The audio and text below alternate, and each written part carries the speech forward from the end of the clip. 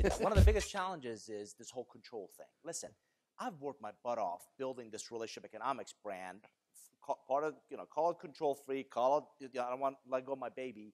How do you get people to kind of let go of, yeah, I can do what I do well, but I don't know you well enough, or I don't know what you're going to do with this brand I've built. So how do you let them? Well, it's let 'em collaborative, go? right? Okay. So I need to, when I work with my clients to devise a strategy, part of what I need to find out is what makes them tick and what are their sort of personal non-negotiables. And they could be totally illogical. Rick, you talked earlier about Marcus, that he'll only do 50 speeches a year at, that price point.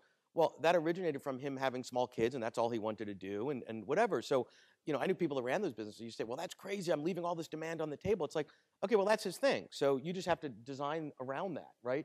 So if you have a control issue, we're going to have to come up with a plan that works for you, that you like, and work with it. It doesn't mean you give up control. Do you come back to and say, here's opportunities I found? Again, I'm thinking of the whole Jerry Maguire. Here's an opportunity I found, or here's channels to take you further than you've ever gone yourself? No, so it has to. So I believe that most thought leaders are, human nature is such that we confuse activity with progress, right? So most of us here are really, really busy doing stuff, and we think that because we're doing stuff, well, that's better than not doing stuff. But actually, when we go back and we say, well, if I threw a dog in a pool, not that I would do this, right? But they would be really busy trying to stay afloat.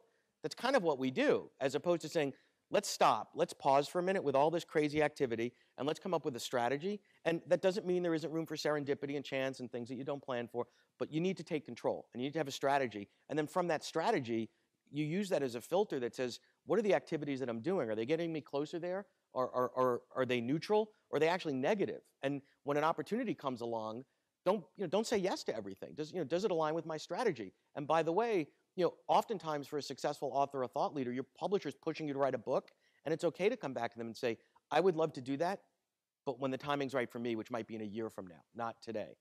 I might want to do that down the road. So I think it has to fit into a strategy. Most of us operate, authors and thought leaders, without a really solid strategy. We have an idea, we have a vision, we sort of know where we want to go, but you can't articulate where you want to be in 6 months, where you want to be in 12 months, etc.